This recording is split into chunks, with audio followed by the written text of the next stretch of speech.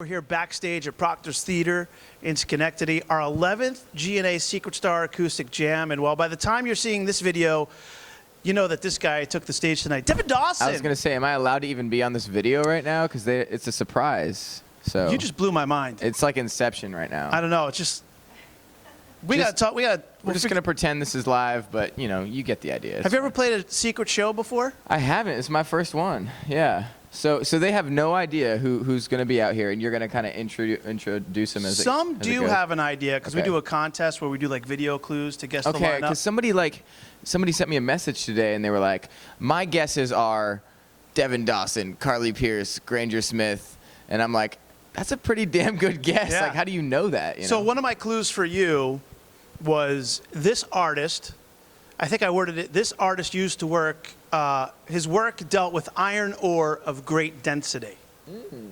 Metal. Because you were in a death metal band. That's really good. We got to talk about this a little bit, because you grew up country, listening Correct. to country, loving the songwriting process. Yeah. But you had this little offshoot called Shadow of Colossus. You even looked it up. You looked up the name. That's an impressive death metal band Shadow of the name. Colossus is pretty. I mean, when you're playing in a metal band, it's all about first impressions. Everything's all about first impressions. You got to have a name that kind of encapsulates the sound of your music too, you know. And Shadow of the Colossus is actually a really old video game that we always used to play. And the whole premise of it is that you jump on a horse and you find these huge colossal things and you climb them and you stab them in the head. Much better video game name than like Super Mario Brothers. Pretty metal though, right? You know. So when you would be introduced, would it be like, now taking the stage, Shadow of Colossus? I think I don't know how many times we actually had an introduction. we would just roll out and just hit that downbeat and just go. A lot of times we would stage dive on the first note of the set, which was, you know, get your attention at the very least. I mean, you know? that's hardcore. Yeah, it was pretty fun. I'm not gonna lie. That's hardcore. I tell you what, we're very happy to have you back in country music. And I have a question for you too, because I've seen this with several country artists. All right. Some of your influences are Johnny Cash, which no surprise. Black, John baby. Fogerty, another Yep. great one, a guy who kind of walked the line of country and rock. Yep. But I've heard this from a few people now in country music. You list John Mayer as one of your Yeah, influences, absolutely. and Lindsay Ells listed him as an influence, and Mitchell Tenpenny, another great new guy. What do you think it is? Because I'm a big John Mayer fan and a country fan.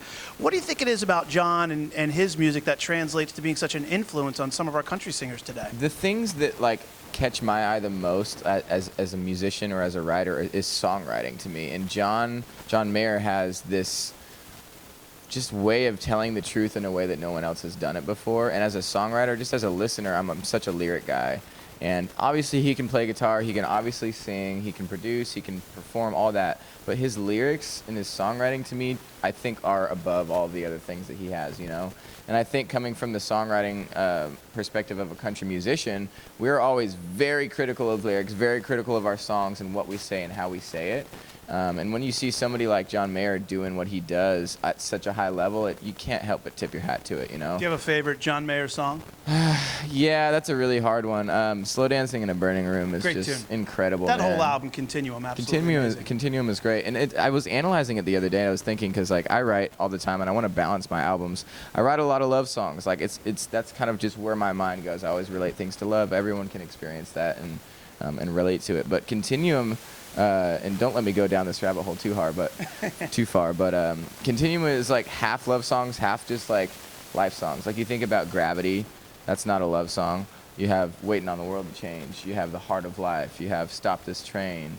You have Belief. Like half the record isn't really about love for a guy that made his living on love songs, you know? And so I think that's maybe why it Did fits Shadow so. of Colossus have a lot of love songs? I knew it was coming back. I knew it was. You know what? Okay, our last album was called Endgame, and it was this conceptual album.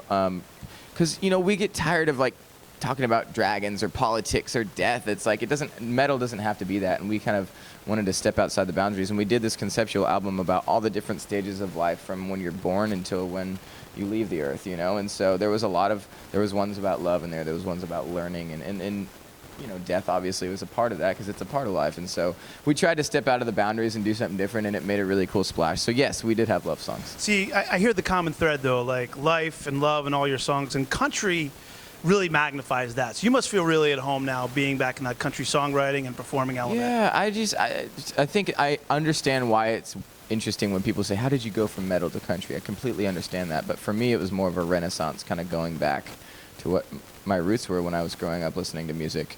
But yeah, man, it's just all about the song to me, you know. So what's coming up next? What's on the horizon for you, Devin? A lot of good things coming up next. We're going to release another single in the next couple weeks or so, probably. But it's really just about this next season. Like, literally, we're going into another season. You know, we're coming into winter, fall. But just figuratively, we're going into another season. I am as well. And I just want to... This next season for me is about connecting with my fans, the way that we've kind of built this family together, and how incredibly strong that's become, you know, and I want to serve that. So without giving too much away, that's kind of what we're going into. You have any crazy fan stories, like crazy fan encounters? Good or bad?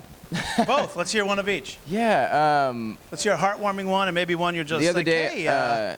Yeah, the other day I met this girl. She's 7 years old. Her name is Chloe, and she is obsessed with Dark Horse. And beautiful song. Yeah, thank you, man. And she came to my meet and greet, and her mom, you know, was there, and she wanted to sing the song with me, and we started out singing the verse together, and I kind of just stopped singing, and I let her take it, and she sang the whole song by herself, no music, just all the lyrics, and that's a deep song for a 7-year-old to latch onto, you know. But that's what shows me that whether you're 7 years old or 16 or 24, or I've seen 50-year-old biker guys just like feeling that when I sing it live, and that's how you know a song impacts and is real, is when it touches everybody in a way, you know. That must really complete like kind of the circle of music. Absolutely, when you get that dude. feedback from and fans. again, that's not a love song, it's a life song, you know. And it's just when you get those, for me, they're harder to get right, but when you do get them, I think it's really powerful. All right, so. Scary fan story, let's hear it. Oh my gosh. One time we're on the Brett Eldredge tour right now, and you know, we all have all the buses backstage, and it was after the show, and this girl kind of like knocks on our bus, and one of my guitar players let her in, thinking like, if you're backstage, like, you must, you know someone from radio or know someone from the other bands or something. And Yep. She was like, can I use your bathroom? We're like, of course, you know.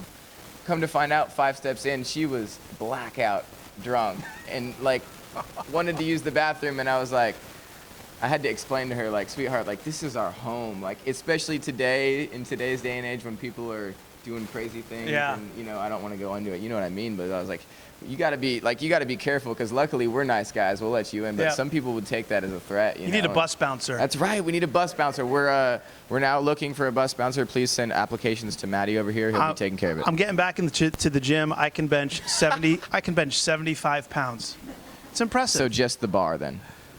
No, that's 45. The bar and like 2 tiny little plates. Yeah, like but you know what? Paper plates. Lower the weight is more, you're getting cut, you know? It's the deep burn. That's right. The high weight is, you know, you're getting the muscle, you're building the bulk, but the low weight is when you get cut and you get defined, so. All right, we'll go work out after the show, maybe. I'm so down, honestly. All right, Devin Dawson, can't wait to see you on stage tonight. Secret Star Acoustic Jam, thank you so Thanks much for for having taking me, the time. dude. We appreciate Cheers, it. yeah. This guy's the man.